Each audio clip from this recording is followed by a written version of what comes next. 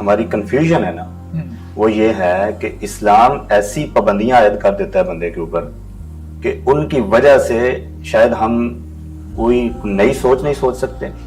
کیونکہ آپ کو بھی پتا ہے کہ بہت سارے سائنسدان ہیں, الرازی ہیں, وہ کہتے ہیں ان کے سر کے اندر کتابیں مار مار کے اس کی وجہ سے وہ مر گئے تھے, انہوں نے ایک نئی کتاب لکھ دی تھی, ٹھیک ہے. اور گلیلیو ہے, اس کے ساتھ بھی ہے بہت کچھ ہوا, ابن رشد کے ساتھ بھی. یہ ساری چیزیں بیان کر کے وہ کہتے ہیں کہ اسلام ایسی پابندیاں عائد کر دیتا ہے جس کی وجہ سے نئی سوچ پیدا نہیں ہو سکتی. اس کو بدعت کے زمرے میں ڈال کر آج کا مسلمان اس کو کافر قرار دے دیتا ہے. نہیں, دیکھیں اسلام کے اندر جو کریٹو تھنکنگ ہے اس کو اپریشیٹ کیا گیا, ٹھیک ہے, اس کا انکار نہیں ہے. ٹھیک ہے, ٹھیک ہے. تو یہ بڑی سٹیٹمنٹ ہے. ہاں, اب یہ کہنا کہ جی اسلام جو ہے وہ کوئی سائنس دشمن مذہب ہے تو ایسا نہیں ہے, ایسا بالکل نہیں ہے. مجھے بتائیں قرآن میں کتنی آیات ہیں جو یہ کہتی ہیں کہ کائنات میں غور و فکر کرو, ٹھیک ہے. ان فی خلق السماوات والارض واختلاف اللیل والنہار لآیات لأولی الالباب. یہ عقل والے ہیں جو زمین اور آسمان کی پیدائش میں غور و فکر کرتے ہیں, اس کی کریشن میں, creation of the heaven and earth, ٹھیک ہے. تو اللہ تعالیٰ تو بار بار تفکر, قرآن کی بڑی اصطلاحات میں سے تفکر ہے. تو قرآن نے تو 1400 سال پہلے جب کہ لوگوں کا ذہن بند کیا جا رہا تھا اس وقت کہا کہ غور و فکر کرو, ٹھیک ہے. اللہ کے رسول صلی اللہ علیہ وسلم کی زبانی کہلوایا جاتا تھا کہ غور و فکر کرو, ٹھیک ہے. قل انما اعظکم بواحدۃ ان تقوموا للہ مثنی وفرادا ثم تتفکروا. میں تمہیں واعظ کرتا ہوں, نصیحت کرتا ہوں, ایک ایک کر کے, دو دو کر کے کھڑے ہو جاؤ, پھر غور و فکر کرو. نبی کی بات میں بھی غور کرو, نبی جو کہہ رہا ہے اس میں بھی غور کرو. جی, جبر تو نہیں تھا نا, بس غور تو کرو نا, اتنی دعوت تو دی جا سکتی ہے بھائی, غور کرو.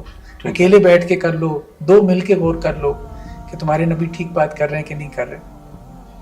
تو اسلام نے تو غور و فکر کو اپریشیٹ کیا. ہاں, یہ بات ضرور کہی ہے. دیکھیں کوئی بھی چیز ہے, میں نے کہا کہ ایبسولوٹ فریڈم کا کوئی کانسیپٹ نہیں ہے, تو اسلام نے یہ بات کی کہ آزادانہ غور و فکر بھی جو ہے نا, اب اس میں بھی انسان جو ہے اس کو لاجیکل ہونا چاہیے, ریزنیبل ہونا چاہیے. اب آزادانہ غور و فکر میں بھی انسان بے وقوفانہ یا اسٹوپڈ قسم کی سوچوں میں نہ پڑ جائے, اسٹوپڈ تھاٹس جسے کہتے ہیں, ٹھیک ہے, کہ جس کا نتیجہ سوائے سائیکولوجیکل ڈس آرڈر کے اور کچھ بھی نہیں ہے.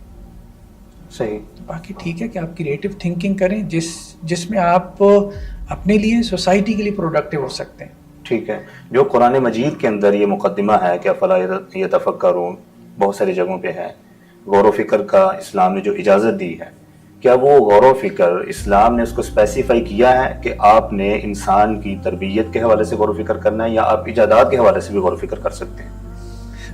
دیکھیں اسلام آپ کو منع نہیں کرتا.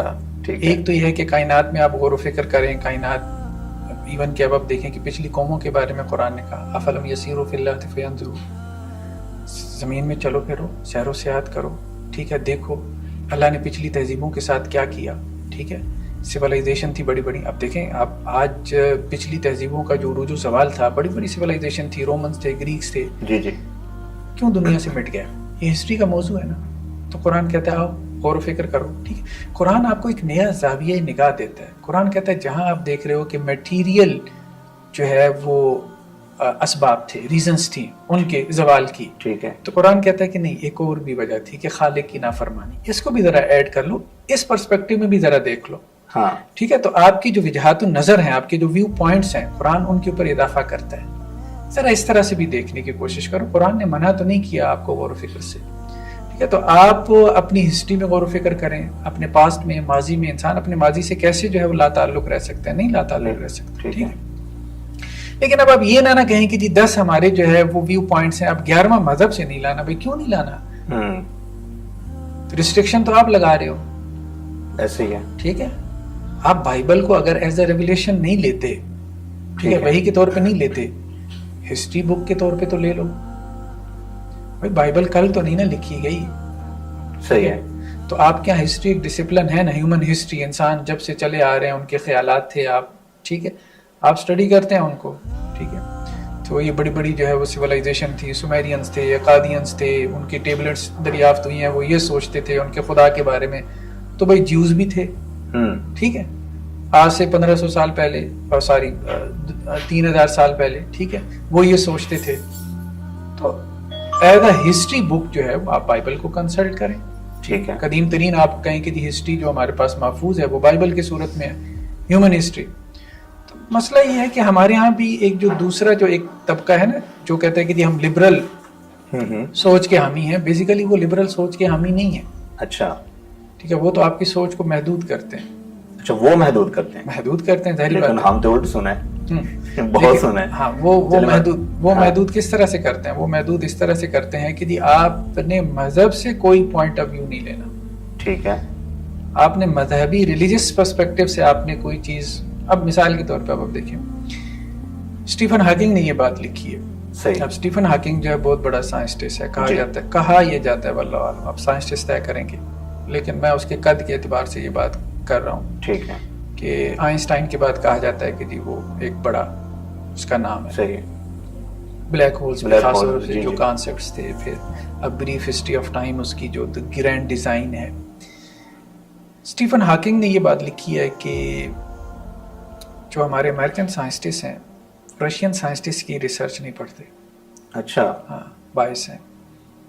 یہ اسٹیفن ہاکنگ کی اسٹیٹمنٹ ہے. ہاں بالکل, میں نے کہا بائسنس ہے ہمارے لوگوں میں, چونکہ وہ رشینز ہیں.